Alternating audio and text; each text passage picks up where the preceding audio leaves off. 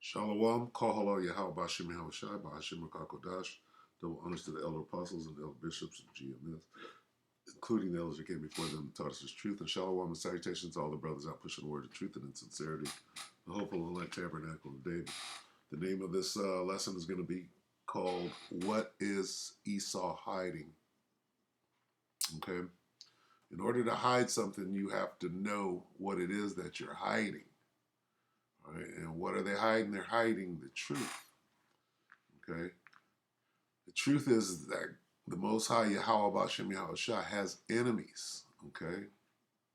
And the Bible completely says that over and over. And these Edomites know that that's the case. And they know that it's them that the Most High hates. They know who they are. They know who we are. And their goal, right, is to stop prophecy from coming to pass. All right, now we're going to watch a little something on L. Ron Hubbard. We're going to watch the brother from Dallas, Yashawamba, did an excellent breakdown on that Who is Edom book. We're going to use that as a reference. And we're going to show through the scriptures that what this devil's plan is, and that is to stop the second coming of Yahweh Hashem Yahushua all the way down to the war in heaven. All right, so quickly, let's go over Psalm 83. Keep not thou silence. I'm going to read it verbatim. O God, who is Yahweh Hashem Yahushua, hold not thy peace and be not still, O God, for lo, thine enemies, God has enemies, make a tumult, and they that hate thee have lifted up the head. So you got people that hate God. Why do they hate God? Because God hates them. All right, and it's going to say it in that book, and they know about it. These Edomites, they know. They're trying to hide themselves by assuming our identity, or the greatest case of identity theft in the universe. All right. They have taken crafty counsel against thy people and consulted against thy hidden ones. So not only do they hate God, they hate the people of God, who are the nation of Israel. Okay? So let's find out who that is. How can the Israelites hate the Most High? Okay? Well, they don't. They love the Most High. All right? And are his chosen people. It's got to be the people that have stolen their identity that hate him. And we're gonna break it all the way down. Okay? Then it goes on to name the enemies of the Most High. Tabernacles of Edom, okay, and Amalek. The Amalekites are Edomites, okay? The Arabs, the Chinese, the Africans, the Hamites, okay? Never mind them for right now. Let's concentrate on the Edomites, okay? Because the Edomites hate the Most High. All these nations hate the Most High, okay? All of them do, because he only chose one nation, the nation of Israel. Therefore, they hate him. And they are going to try to fight against the Most High and his people. Okay? So, there's that. All right? And so let's go to L. Ron Hubbard first. Okay, now this is a little thing that I saw the other day. Let's see, October 18th. Today is like the 21st, I believe, or the 20th. Today's the 20th. So this is a couple of days ago. Now look how this reads. Good Fight Ministries, L. Ron Hubbard, and Scientology's dark secret. What is their dark secret? That they know they're the Edomites. They know that they have to try to stop the second coming of Yahweh Bashim Yahushua, or the one you ignorantly call Jesus Christ, because he's coming back to destroy them. They know this, and they're doing everything in their power to stop it. As it gets closer and closer, they understand what is going on. They understand wars and rumors of war. They see everything happening, yet they're still going to try and give it their best shot, and yet durst fight. Okay, so This reads, an excerpt from Marvel and DC's War on God. This is a book. Doctor Strange, Aleister Crowley, and the Multiverse of Satanism. All right. It goes on, 7-part, eye-opening documentary series that documents how popular comic books and the movies that they have spawned are riddled with antichrist themes that glorify what? Gratuitous violence, sexual perversion, blasphemy, and the occult. Okay, the name of the book is Marvel and DC's War on the Most High, Doctor Strange, Aleister Crowley, if you understand who he is, and the Multiverse of Satanism. So this guy, L. Ron Hubbard, is going to call himself the Antichrist. It's a spirit of Antichrist, and he understands that. He is in the spirit of Antichrist.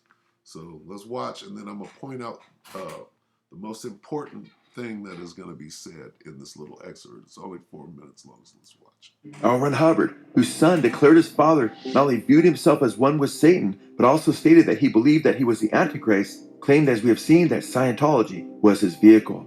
Okay, so it says that he knows that he is at one with Satan. He knows that he's the physical counterpart on the earth of the spiritual demon Satan. That's what it means to be at one with him.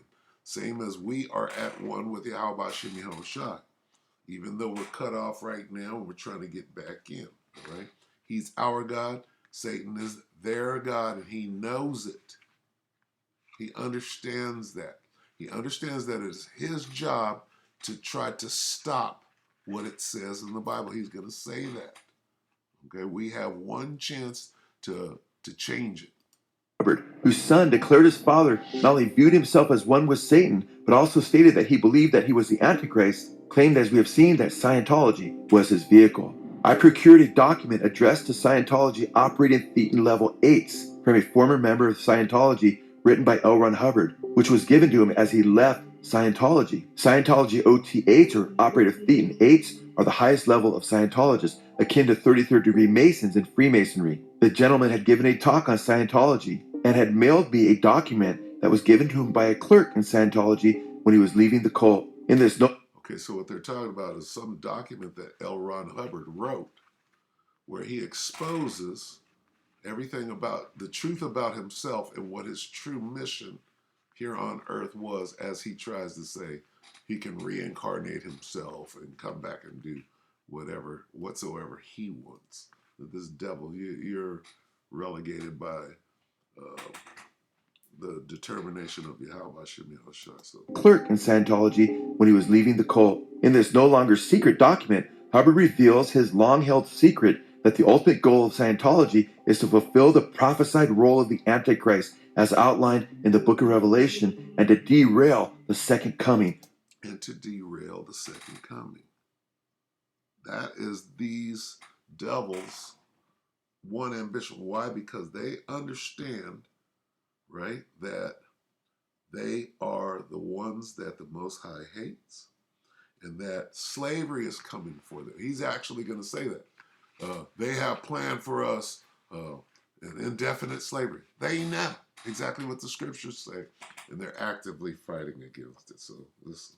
The Lord Jesus Christ. However, L. Ron Hubbard, in keeping with Satanist Aleister Crowley's Gnosticism, deceives his followers by portraying Jesus as the bad guy and the Antichrist as the good guy. Hubbard stated that he would soon die, but return as a political leader to lead the world against Christ, and appearing as the coming Antichrist to defeat Jesus at his second coming, who Hubbard blasphemously portrays as an angry pedophile. Though Scientology sought to distance itself from the embarrassing document, despite former members authenticating it, Scientology attorney Kendrick Moxon identified the Antichrist document as copyrighted Scientology material. The document became public record when it was used in court. In the Antichrist document, Hubbard taught his lifelong secret and the goal of Scientology to OT8, stating, quote, "By the time you read this, I will no longer be occupying the body and identity that you have known as Ron. No doubt you are familiar with the Revelations section of the Bible, where various events are predicted. Also mentions a brief period of time in which an archenemy of Christ, referred to as the Antichrist, will reign and his opinions will have sway." Okay, let's examine this. also mentioned as a brief period of time in which an arch enemy of Christ, who is that? That's Esau, the nation, not one man, referred to as the Antichrist, not the Antichrist, will reign in his opinions. This is talking about a nation of people that are actively working to deceive the children, to deceive the world and the children of Israel so that they don't understand who they are and that they can pull off what it is that they're trying to pull off. It says, and his opinions will have sway. We're in that time right now where the Antichrist spirit is on the world and their opinions have sway. What opinions? LGBTQ. You can't hate anyone. Okay? They're pushing their satanic view, which is all against Yahweh Shem Yahushua. Right? All this makes for very fantastic, entertaining reading, but there is truth in it. So he knows what the truth is. He's telling you he knows what the truth is. Let's carry on. All this makes for very fantastic, entertaining reading, but there is truth in it. This Antichrist represents the forces of Lucifer, literally the light bearers or light bringer. Lucifer being a mythical representation of the forces of enlightenment, the Galactic Confederacy. Now there's truth in that, okay, because right now they are the Lucifer, all right? But all it means is light bearer, light bringer. Right now they have that, the information, if you will, okay? The information is just now coming out. And very soon we will be the light bringer, all right, which we are right now, the men of the Lord, and we're passing the truth out to those that have eyes to see and ears to hear. My mission could be said to fulfill the biblical promises represented by this brief Antichrist period. During this period, there is a fleeting opportunity for the whole scenario to be effectively derailed. Now, he's saying himself, his mission could be said to fulfill the biblical promise that the spirit of Antichrist is come. Okay? And he says, during this period, the period that we're in now. See, Elron been dead since, I believe, 83, 85. Okay? But whenever he wrote this was, I'm sure, at least 10 or 20 years before he died. Anyway, during this period, there is a fleeting opportunity for the whole scenario of Yahushua coming back and saving us and destroying what these devils have built. He's saying that during the period of Antichrist, which we're in right now, there is a fleeting, meaning I have but a short time opportunity to derail the whole scenario. What is the whole scenario? The will of Yahweh Shem Yahushua. So he believes that they can fight against the second coming. He's saying that. He knows who he is. He knows what's coming. He's going to say something about slavery. Watch, listen. Effectively derailed, which would make it impossible for the mass Maccabean landing, second coming, to take place. The second coming is designed, among other things, to trigger a rapid series of destructive events. The historic Jesus was not nearly the sainted figure he has been made out to be. Okay, now he has to slander Yahushua and try to put on Yahushua what he's all about. Let's listen to that real quick. In addition to being a lover of young boys and men, he was given to uncontrollable bursts of temper and hatred that belied the general message of love. Understand? That's called projecting. He's projecting his image, trying to project it, which is blasphemy. He's trying to associate Yahushua with who he is. And other typical Markov PR. I had an inkling, but only that, of the insidiousness of this material as far back as 1945. That was the time when he was working with Satanist Jack Parsons and corresponding with Satanist Aleister Crowley. Now, if you understand who Jack Parsons is, it was Jack Parsons, L. Ron Hubbard, and I don't think it was Crowley. It was one other Satanist. I forget exactly who it was that created the Golem, the Satan child over in the desert, broke the space-time continuum. So these guys have been actively doing, right, and actively working towards overthrowing the Most High, which is ridiculous, by the way. But this is what they're doing. Why? Because they know who they are, and we'll examine that in a minute. He goes on to write, I will soon leave this world only to return and complete my mission with another identity. I'll return not as a religious leader, but a political one. No, you're going to return as a slave because you won't be coming back to the third or fourth generation. And that ain't happening. If you died in 83, there's no time for you to come back. Okay? Look at this. 1980. There ain't no third or fourth generation coming back. You ain't coming back. Okay? You coming back into slavery, you can say that. Oh, right here. I will effectively postpone and then halt a series of events designed to make happy slaves of us all. He's talking about the Edomites right here. Okay? And what is their destiny? What is the future of the nation of Edom? Happy slaves. You're going to love your slavery. It's not going to be hardcore chattel slavery like it was for us. It's going to be in right. You're going to get that payback. Okay? But you'll be happy about it. That's why they're trying to say you will eat, you will own nothing and be happy. No. That's what you're going to do. You're going to own nothing and be happy. You're going to eat bugs and be happy. Okay? In the kingdom of heaven. All right? So they know. Right here he's saying we know what is planned for us. So we have a fleeting opportunity to derail the whole thing. That's what he's trying to say. I'm going to back that up a little. Okay. Listen. Identity. I'll return not as a religious leader, but a political one.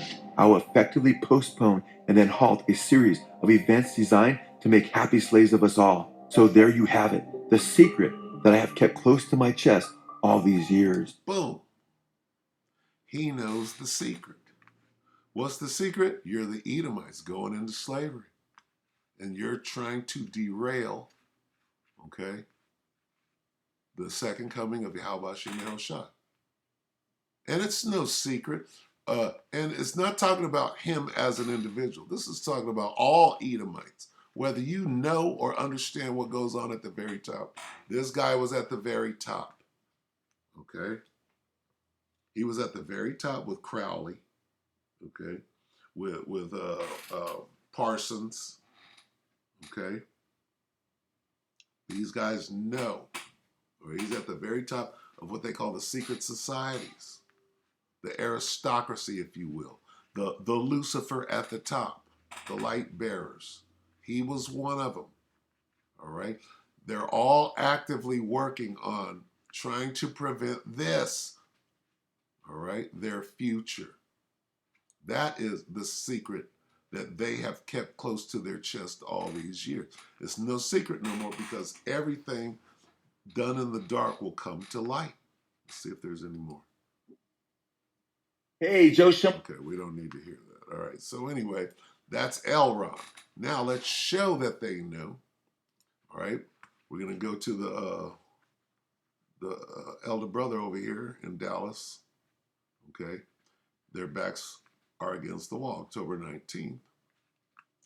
He's showing in this book is called Who is Esaw Edom? Now we're going to let him speak. We're going to use this video, hopefully with permission.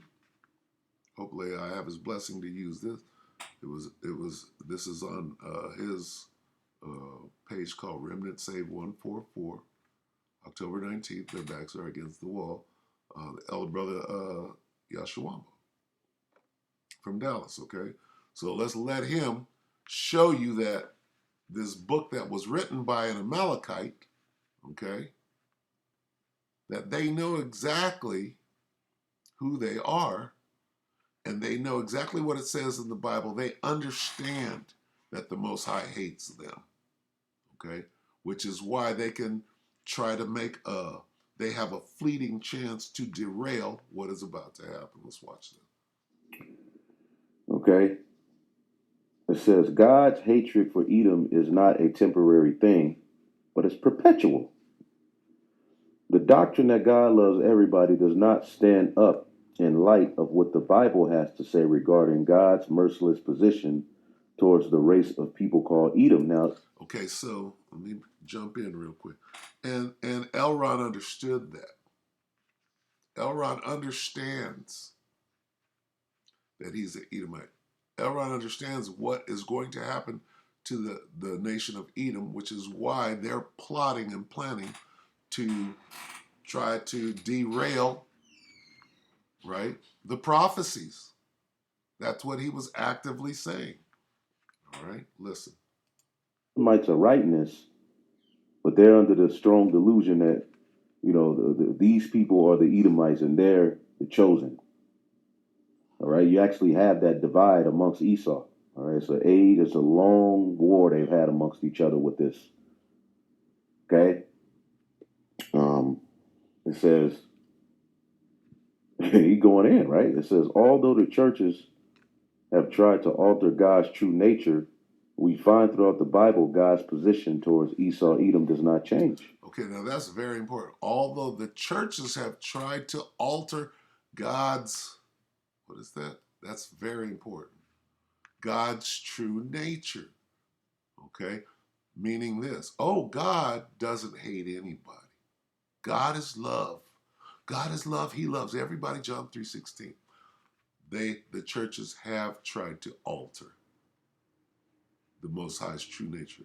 A false balance is an abomination to the Most High. You must have hate. You must have love. You must have balance. Okay? And these people know it. And they said that they infiltrated the churches, right, to deceive the world. And they've done that because you cannot convince anybody the true nature of Yahweh Shem Yahushua. They are so brainwashed, okay? But, okay, we find that throughout the Bible, the Most High's position towards Esau does not change. He hates him. He hates him then. He created him to be hated, okay? A strong dislike is what the word. And Esau is going to come in, oh, well, this is hate speech. No, it's not. This is truth speech, okay? Elron himself, exposing Elron for his great secret that he's kept close to his chest. That's hate speech. No, it's not. That's him saying in his own words from the grave what he was about. Although the churches have tried to alter God's true nature, we find throughout the Bible God's position towards Esau, Edom does not change. Now listen to the next part. Okay, he went straight to the source. Take a minute for him to get to it. All right, I believe this is the last page I'm going to read. Yep. Therefore, in my jealousy and my fire and jealousy have I spoken against the residue of the heathen and against all Idumea. That goes to Ezekiel 36. All right. Shall I not in that day destroy the wise men out of Edom? It says, thus saith the Lord God, behold, O Mount Seir, I'm against you, and I will stretch out my hand against you. The whole Ezekiel, the 35th chapter. And see, these people have the influence and the money, all right, to make sure that these talking points didn't go mainstream. Well, now the Lord is making it. Okay? And it's really through the labor of the prophets of Yahweh Bashem Yahushua, not no goddamn Kanye West. Okay? We've been bringing this truth out, starting with the apostles and elders and the men before them, through the Holy Spirit. And the elect are not compromised. Okay? The elect are telling the whole story. It ain't up to these celebrities to tell the whole story. The Lord may use them to stir some things up.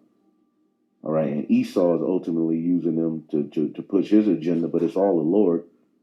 But they ain't going to bring the whole truth out. It says there is not one favorable, positive statement in the Bible in relation to Esau, Edom.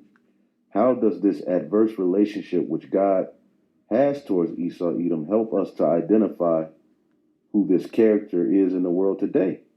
To help us answer this, we must put ourselves in the role which Esau has been assigned in God's script. Yep, we got to go into the scriptures and look and see what the scripture said will be happening. Then you look out into the world and you go through the process of elimination. Okay, it says, if God hated you and your ancestors, This is the most important part. If God hated you and your ancestors, how would you react and what would you do? By natural reaction, you would be against God, which Esau is. We just read it in Psalm 83. And his people, we just read it in Psalm 83. And try to prevent them from finding out who you are, Esau. Try to prevent them from finding out you are Esau. Right? And it's going to explain how they did that. They stole our identity coming down here. The one God is against,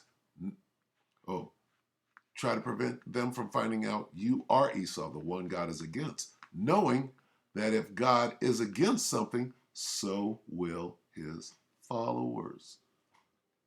They have taken all of this knowledge out of Christianity or teaching the Bible. They leave this whole thing up. And this is the Edomite that wrote all of this stuff and bringing it and making perfect sense of it. This is perfectly correct, okay, and hidden, all right? And try to prevent them from finding out you are Esau. They're doing that. How?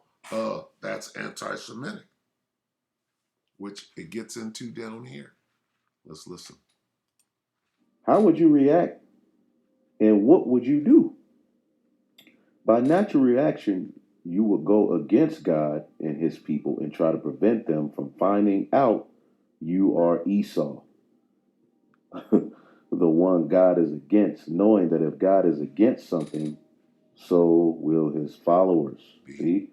So us being against you Edomites, all right, it's scriptural. We ain't gonna take the route of Johanna. We don't hate white.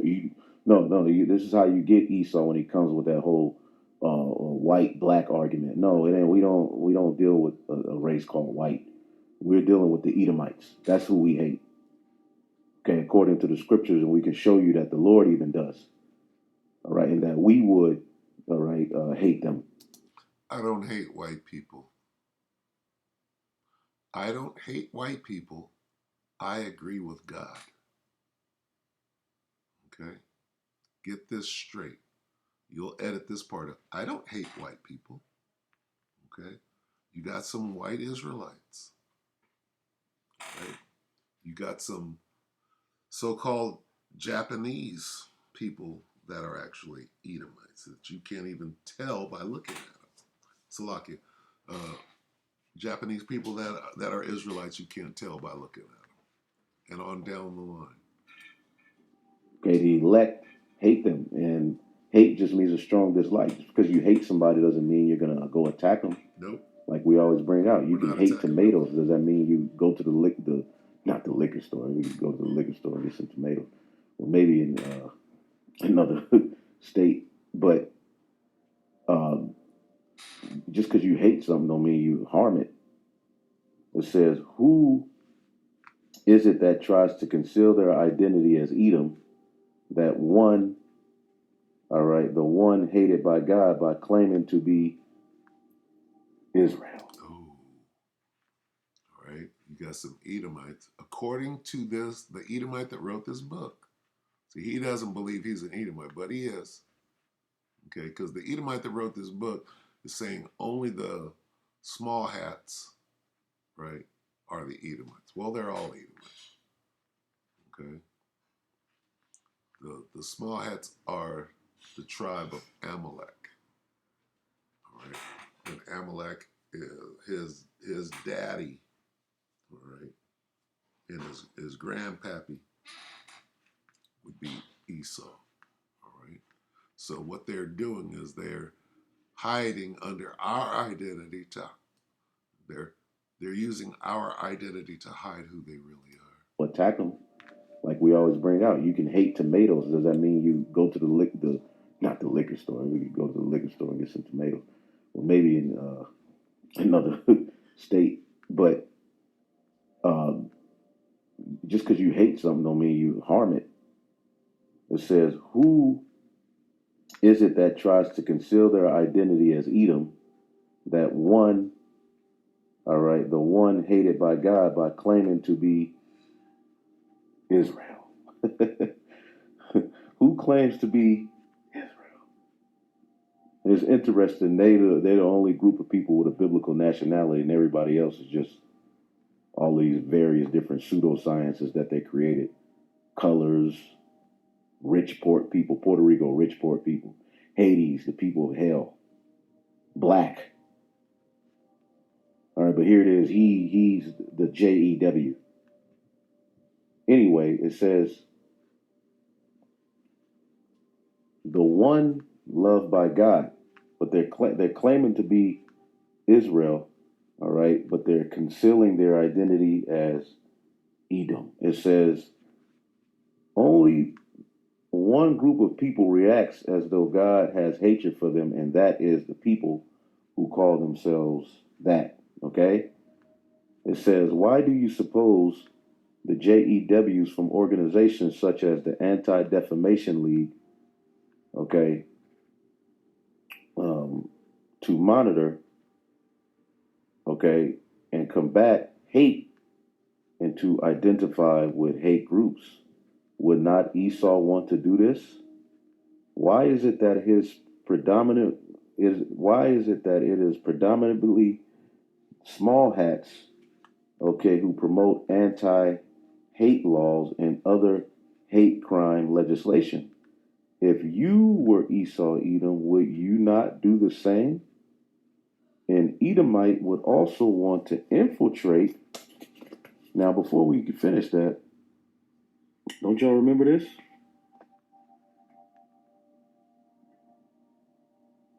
Okay?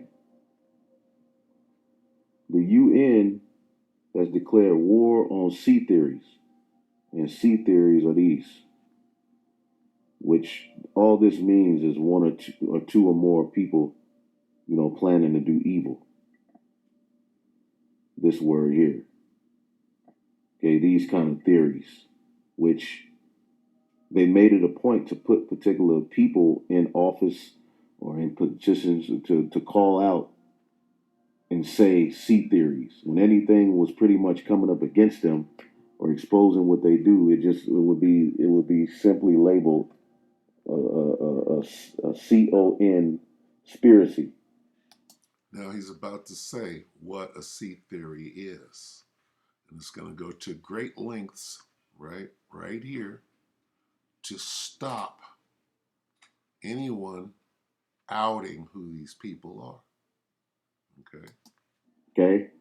And you got to be one of the dumbest people in the world if you don't believe any of them. Like, come on, none of them true? All right? But why are they doing all of this? What are they scared of? What do they have to hide? You hear this? You got billions and trillions of dollars, and you're worried about what the average scoundrel Goyam is saying? Okay, let me explain it real quick. The United Nations has declared war on conspiracy theories. Okay? Describing the rise of conspiracy thinking as worrying and dangerous. Okay? And then it goes on to say this. The UN also warns that George Soros, the Rothschilds, and the State of Israel must not be linked to any alleged conspiracy. This is what this whole thing is about. So they're going to say that, well, these people, going back to the book, all right, going back to this book, right, that's a conspiracy. Oh, some good information right here. Okay, all right, we'll stop right there.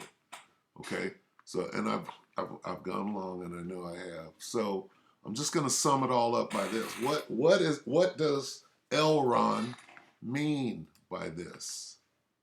What does he mean by this? Okay.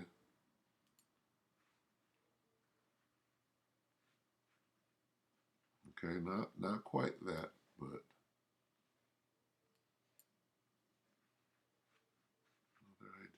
let's go back a little more.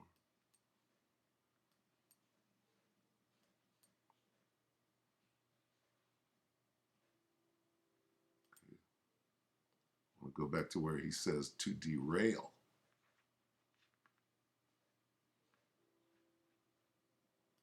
This mission. So Lucky, bear with me.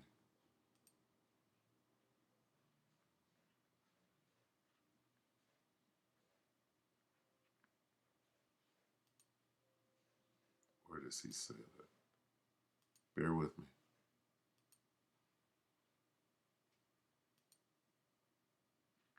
Okay, this.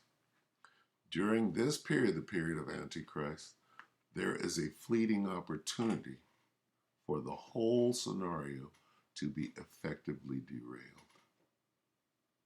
Okay? That's the part. This is L. Ron Hubbard telling his secret. Okay? I will effectively postpone and then halt a series of events designed to make happy slaves of us all.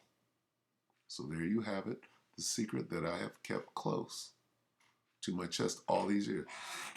His secret is that he is of the spirit of Antichrist that has come to derail the second coming, all the way down to, right, the war in heaven. So let's get the war in heaven and show what they're planning to do to derail the second coming. Correct? Go to Revelation 19. And we'll show that they're going to go to war. With who? They're going to try to shoot him out of the sky and get that ass whooped. Revelation 19.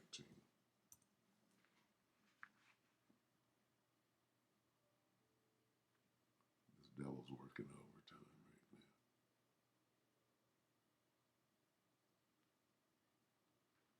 So Lucky, bear with me.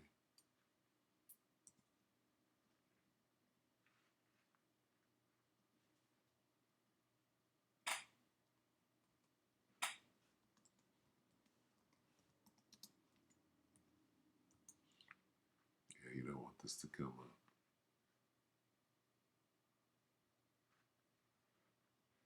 Bear with me.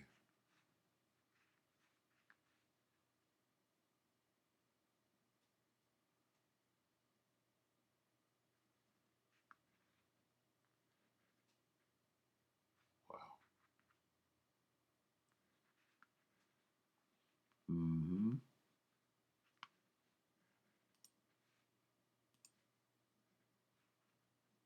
So Lucky, bear with me for a minute.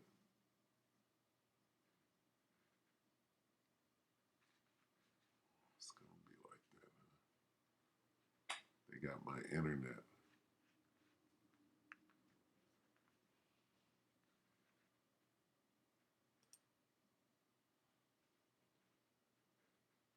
Got my internet on lock. Look at this.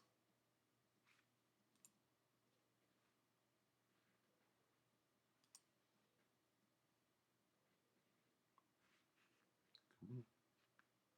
Here, they got me locked down.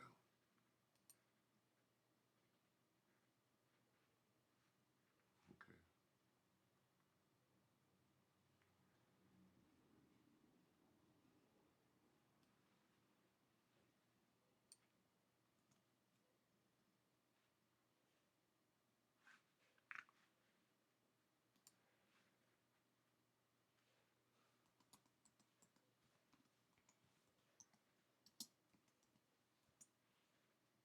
Look at this. Wow. Why does that pop back up?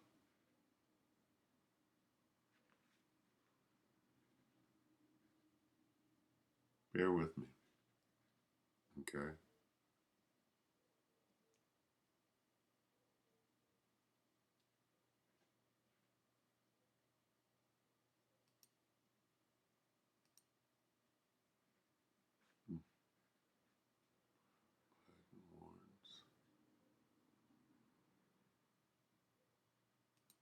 Well, you have too many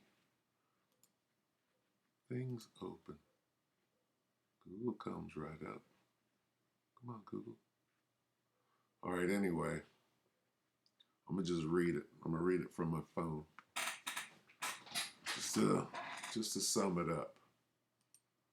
Since the devil don't want the truth to come out.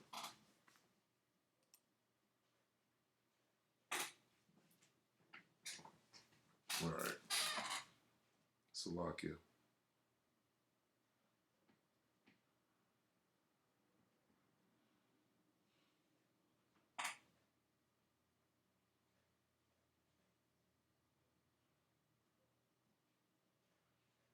All right. Revelation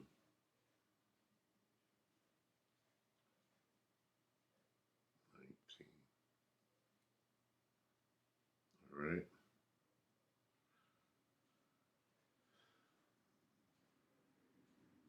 Okay, Revelation 19 and 19, if you will.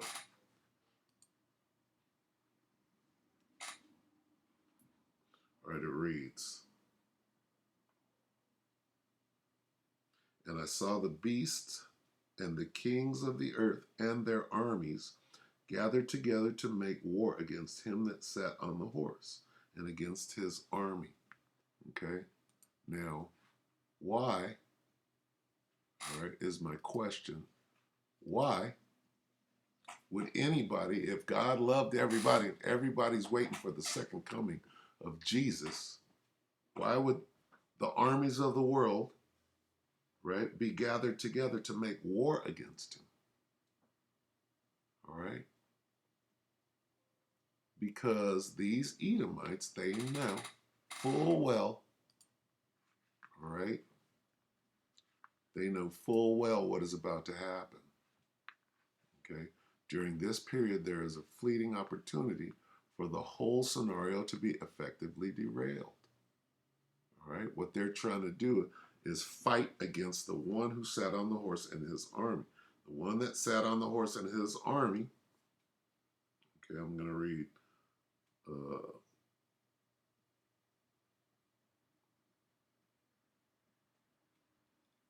Revelation 19 and 11. And I saw heaven open, and behold, a white horse, and he that sat upon him was called Faithful and True.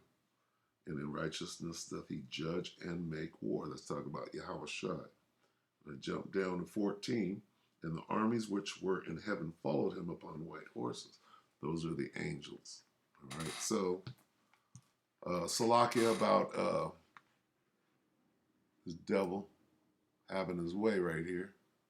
But it is what it is. All right, so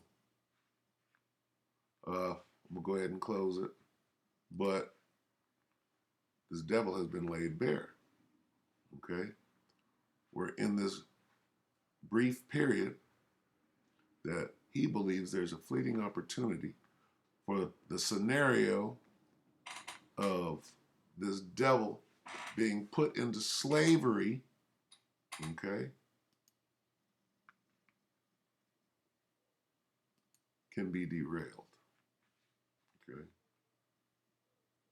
I will effectively postpone and then halt a series of events designed to make happy slaves of us all. To talk about the Edomites, and he knows it. All right, and that's his secret. Anyway, I wanted to bring that out. Salaki for, it's the spirit, Spirit makes it longer than it is what it is. So with that, we hope that the elect are edified. You brothers and few sisters, with that, we're going to say shalom.